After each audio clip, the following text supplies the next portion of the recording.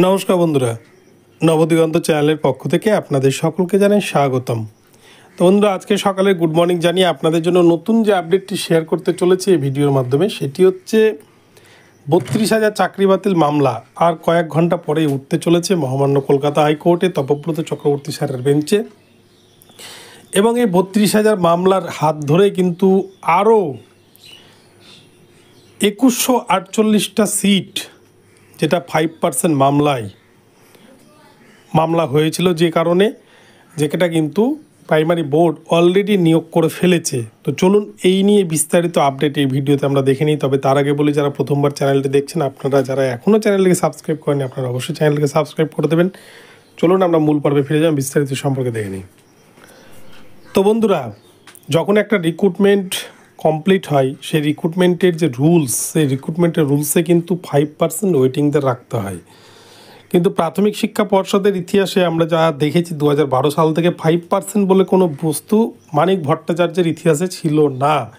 যদিও গেজেটে তা উল্লেখ থাকলেও তারা কিন্তু আদতে তা বাস্তবে প্রয়োগ করেননি।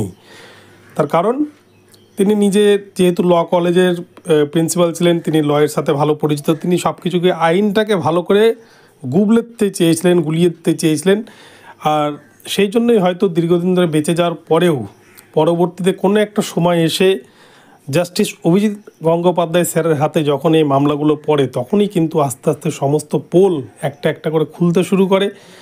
এবং সে সময় আমরা দেখি পিটিশনাররাও কিন্তু তাদের যে মনের কথা, সেটা কিন্তু জাস্টিস অভিজিৎ গঙ্গোপাধ্যায় স্যারের বেঞ্চে গিয়ে বলতে থাকে, এবং একের পর এক চাকরির অর্ডার হতে থাকে, এবং দুর্নীতির চাকরিগুলো বাতিলের অর্ডার হতে থাকে অভিজিৎ স্যারের বেঞ্চ থেকে।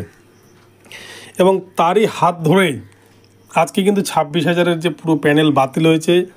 দুর্নীতিগ্রস্তদের যে টাকা ফেরত দেওয়ার বিষয়, সমস্ত কিছু কিন্তু এক প্রকার বলতে গেলে অভিজিৎ গঙ্গোপাধ্যায় স্যারের হাত ধরে শুরু হয়েছিল। নইলে কিন্তু কলকাতা হাইকোর্টের মানচিত্রটা হয়তো এরকম থাকতো না, বা পশ্চিমবঙ্গের এই চাকরি বাতিলের বিষয়টা হয়তো এরকম থাকতো না।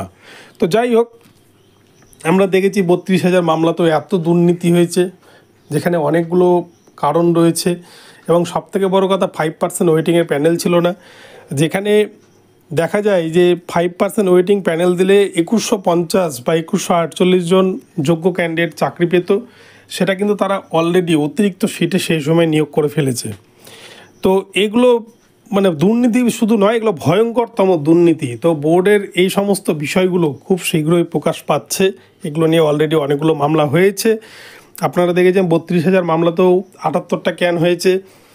এবং এর পরিপ্রেক্ষিতে আজকে কি নির্দেশ দেয় বিচারপতি তপব্রত চক্রবর্তী। তবে আজকে কিন্তু এই মামলায় ফাইনাল কোনো জাজমেন্ট আসবে না, যেহেতু আজকে ইন সার্ভিসদের পক্ষ থেকে বলা হবে। তো দেখা যাক, আরও কয়েকটা দিন অপেক্ষা করতে হবে। তো এখন এই পর্যন্ত রইল। ভিডিওটি ভালো লাগলে চ্যানেলটিকে সাবস্ক্রাইব করবেন। ধন্যবাদ।